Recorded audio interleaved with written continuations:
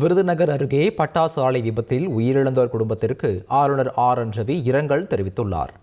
இது தொடர்பாக ஆளுநர் மாளிகையின் எக்ஸ் தள பக்கத்தில் வெளியிட்டுள்ள பதிவில், கோட்டையூர் கிராமத்தில் பட்டாசு ஆலை விபத்தில் விலை மதிப்பற்ற உயிர்கள் பலியாகியுள்ளதை அறிந்து மிகுந்த வேதனை அடைவதாக குறிப்பிட்டுள்ளார்.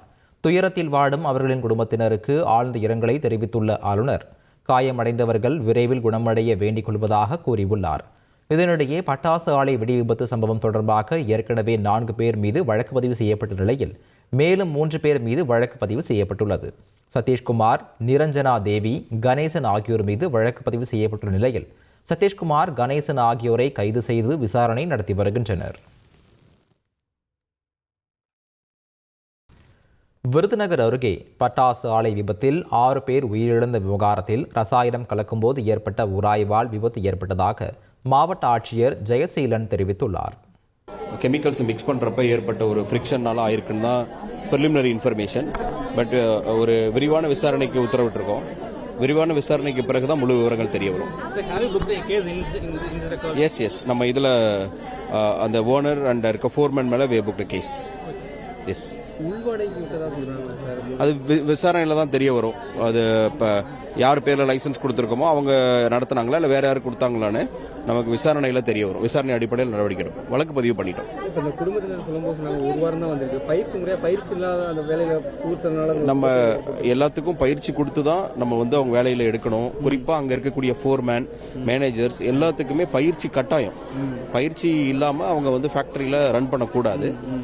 இதில் ஒரு வாரம் தான் அவங்க வேலைக்கு போயிருக்காங்க. அவங்க முறையான பயிற்சி கொடுத்துட்டு அந்த தொழிலாளர்களை பயன்படுத்தியிருக்காங்களா இல்லையான்றத விசாரணையில் தெரியும். இதெல்லாம் அடிப்படையில் அவங்க மேல குற்ற வழக்கு பதிவு பண்ணி நடவடிக்கை.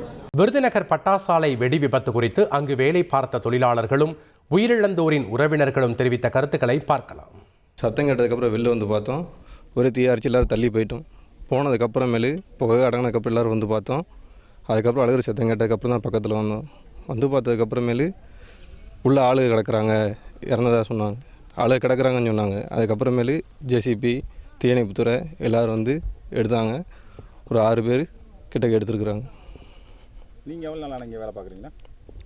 நான் இப்போ ஒரு வாரமாக வேலை பார்த்துட்ருக்கேன். என்ன வேலைண்ணா பார்ப்பீங்க? நாங்கள் கிட்டிப்பில் வேலை பார்க்குறோம். மண் அடைக்கிறது, மருந்து அடைக்கிறது, அந்த மாதிரி ட்ரைனிங் தான் இப்போ போயிட்டுருக்கு. எங்களுக்கு வேலையில் விடலை. எங்கள் அப்பா ஃபஸ்ட்டு கூலி வேலை பார்த்துட்டு இருந்தார். அதில் சரியாக வருமானம் இல்லாதனால தான் 2-3 வாரமாக தான் இப்போ பட்டாசு கம்பெனிக்கு போயிட்டு இருந்தார். நடந்த விபத்தில் அவர் இறந்துட்டார். அவர் தான் எங்கள் குடும்பத்துக்கு எல்லா வேலையும் செஞ்சுட்டு இருந்தார். நானும் என் தங்கச்சிக்கும், நான் BSc ஃபிசிக்ஸ் படிக்கிறேன். இவ 9th படிச்சுட்ருக்கா. எங்கள் அப்பா இல்லைன்னா, எங்கள் அப்பா தான் எங்கள் 2 பேருக்குமே படிக்க வச்சுட்டு இருந்தார். இப்போ அவர் இல்லைன்னா எங்கள் வாழ்வாதாரமே இல்லை. சேவு கடையில் முன்னாடி வேலை பார்த்தாங்க. வேலை பார்த்துட்டு இப்போது அந்த சம்பளம் பத்தலை அப்படின்னு சொல்லிட்டு ஃபயர் ஆஃபீஸ்க்கு போனாங்க. அங்கே போய் கூட ஒரு 10 நாள் தான் ஆகுது. அதில் போய் இப்போ ஒரு ஆக்சிடெண்ட் ஆகிடுச்சு. அதில் எங்கள் மாமா இறந்துட்டாங்க. அதனால் இந்த பசங்கனால எங்கள் அத்தனால ஒன்றும் பண்ண முடியாது. அதனால் 2 பசங்க, அந்த பசங்க படித்து வர்றதுக்கு ஏதாவது ஒரு கவர்மெண்ட் ஏதாவது ஒரு செய்யணும். உதகையில் கடும் குளிரிலிருந்து தப்பிக்க நெருப்பு மூட்டி குளிர்காய்ந்த இளைஞர் புகை மூட்டத்தால் மூச்சு திணறி பரிதாபமாக உயிரிழந்தார். உதகை அடுத்த இத்தலார் பகுதியைச் சேர்ந்த ஜெயபிரகாஷ் தனது குடும்பத்தினருடன் வசித்து வந்தார்.